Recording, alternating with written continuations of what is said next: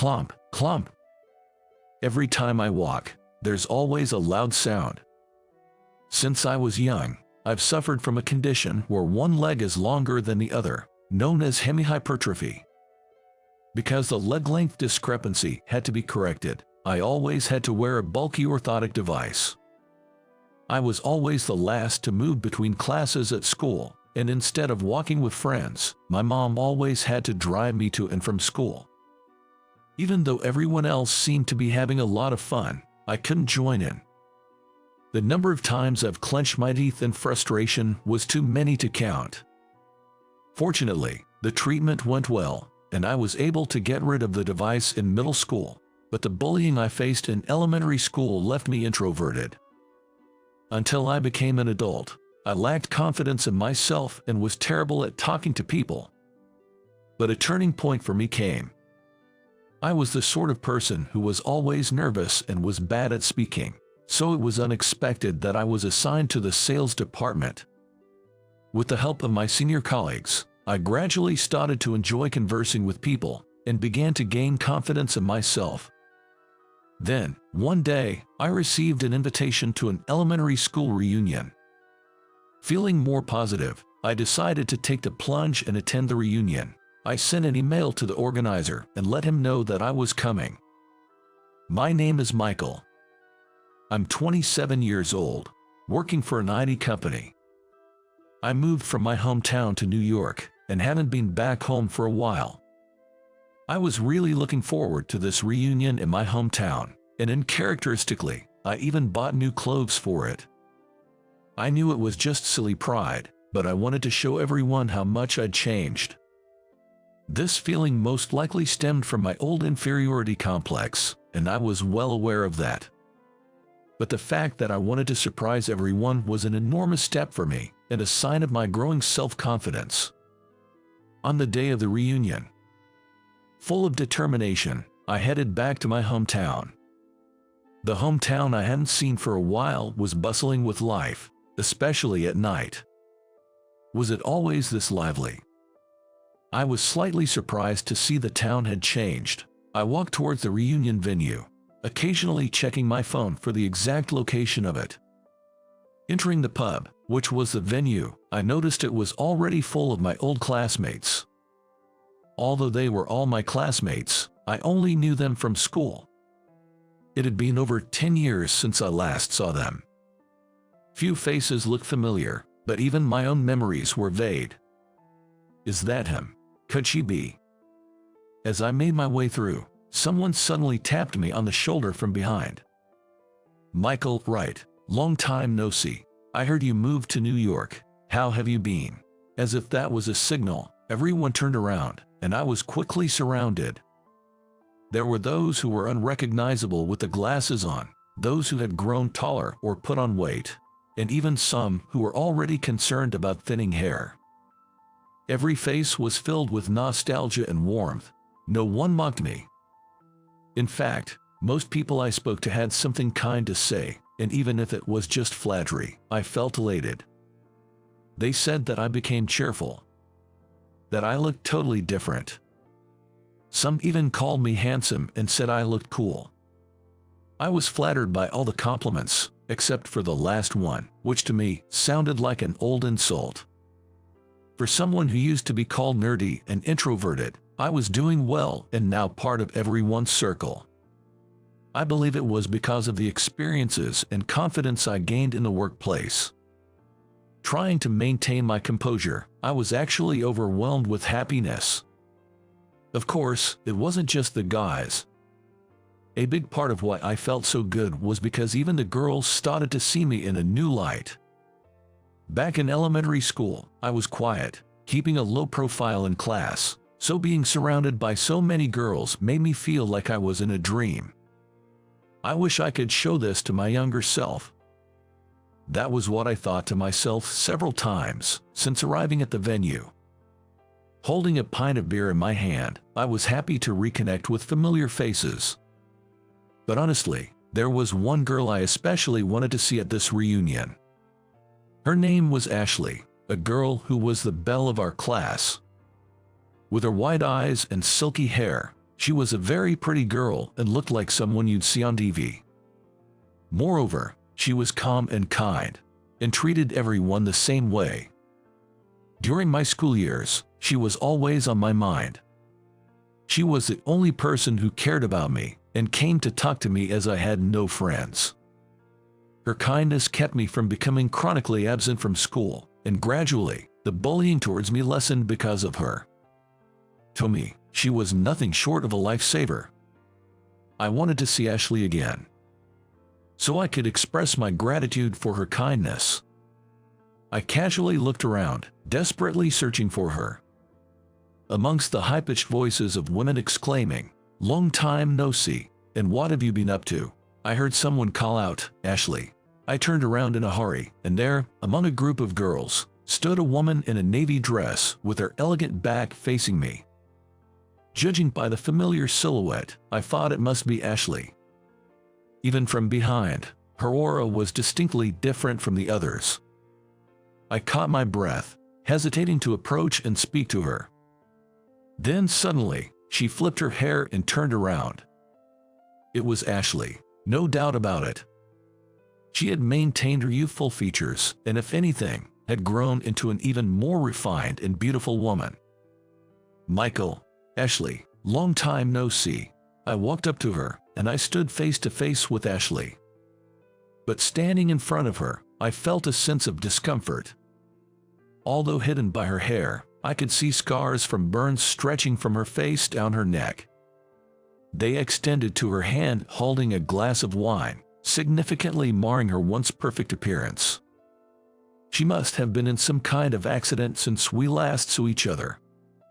Trying not to stare at her scars and hoping Ashley didn't notice, I forced a wide smile, and Ashley responded gently, "It's been a while, have you been well?"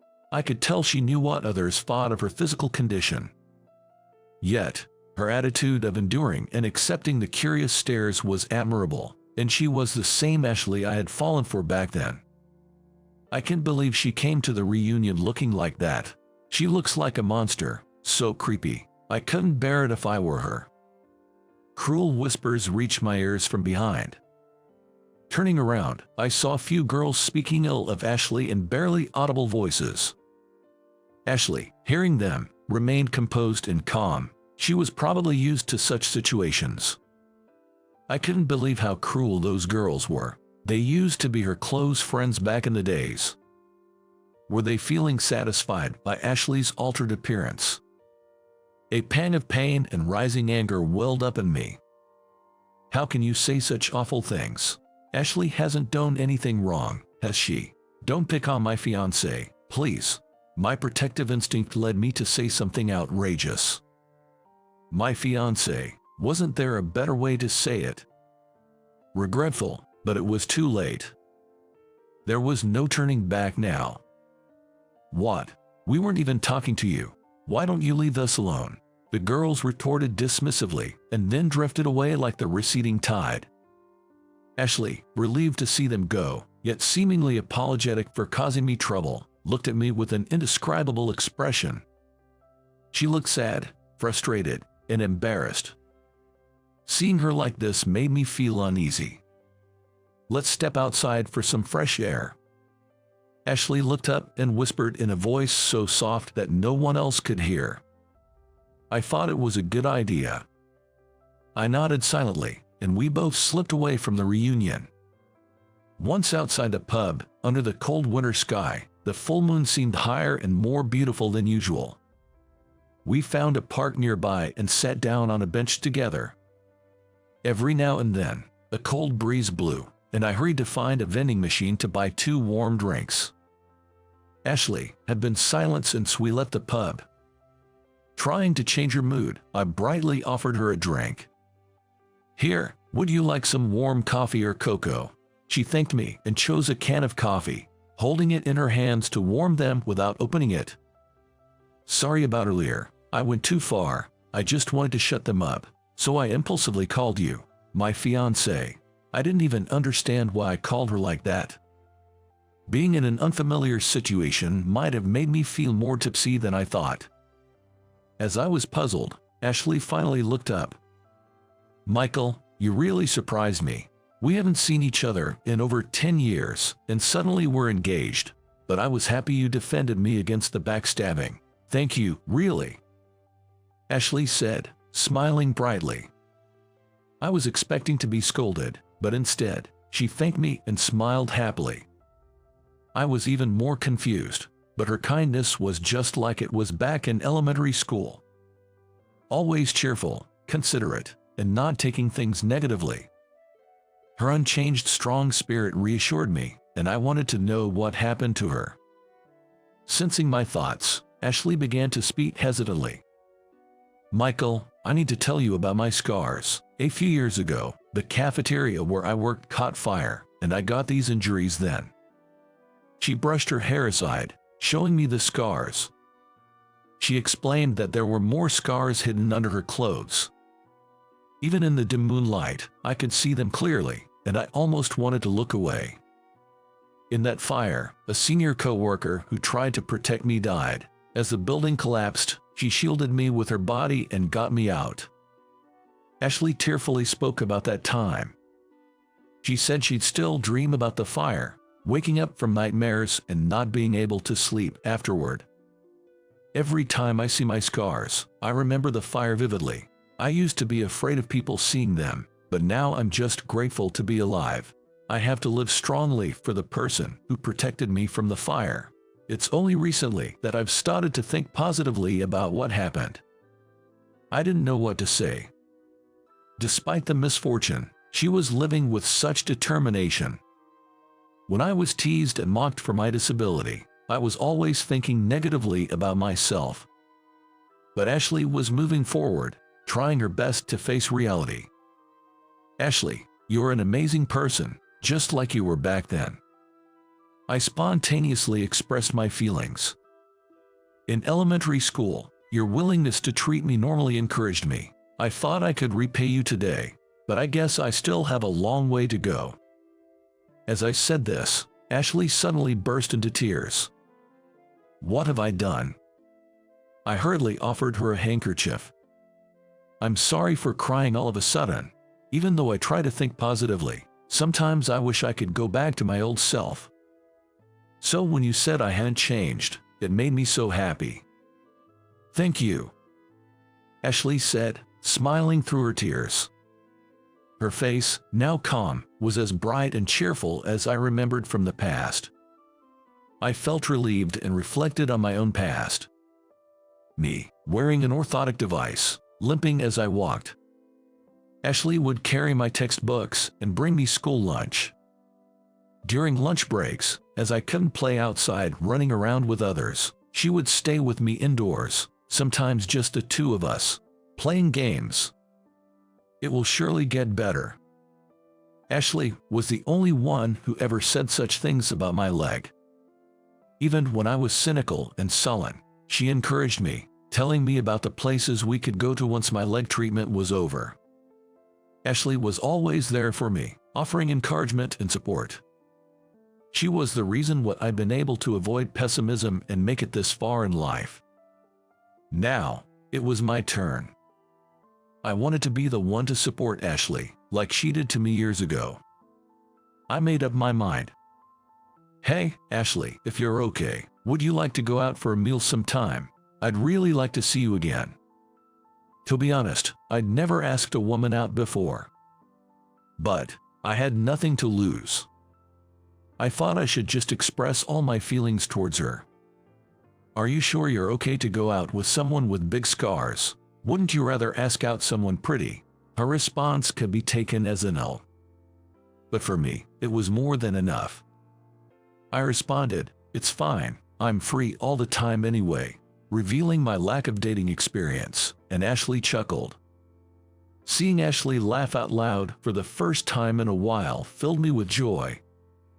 After that, we started seeing each other more often. Surprisingly, Ashley had also moved to New York and was working while saving up for skin regeneration treatment. Our dates were simple, often just eating the lunch Ashley made in the park. We couldn't afford to go to expensive places, but seeing Ashley's modest and diligent side just made me happy. We were drawn to each other and naturally started dating.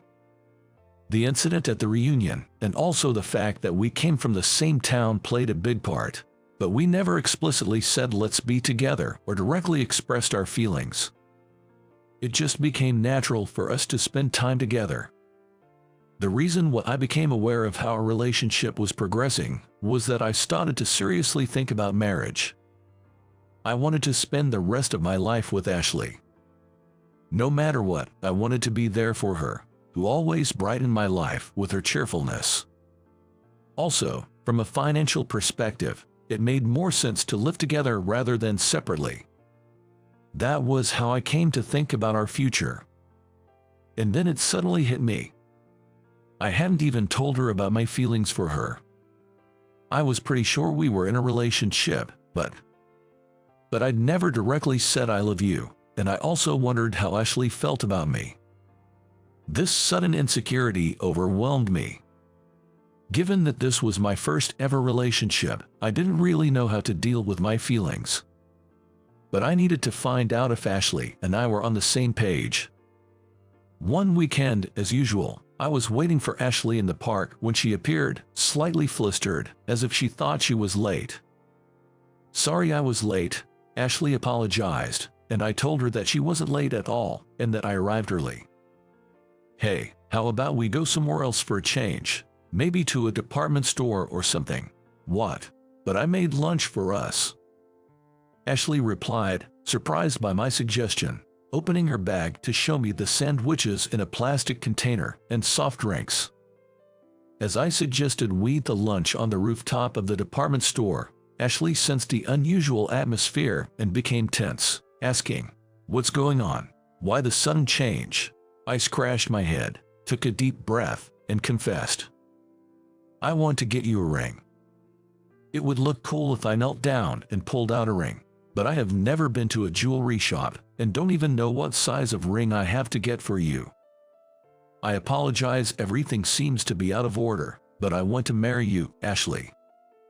Right now, I want to go to the department store to buy a ring for a proposal." When I finished with what I wanted to say, Ashley froze, her mouth agape, then suddenly started laughing. I knew it was awkward and deserved the laughter. But seeing Ashley laugh through her tears, I gradually became annoyed. I was about to say, "Stop laughing," when I realized Ashley was actually crying. "Crying while laughing," she said, "too late." For a moment, I didn't understand what she meant. "You already said I was your fiancé." As soon as I heard those words, I instantly calmed down and apologized, "Sorry to keep you waiting." After that, we officially became husband and wife and started living together. With our finances more stable, I was able to get Ashley several surgeries. Thanks to her enduring the tough treatments, the scars from her burns have become much less noticeable. "Now I can finally wear a wedding dress," she said with a smile. Every time I see Ashley's happy smile, I feel truly fortunate to have met her.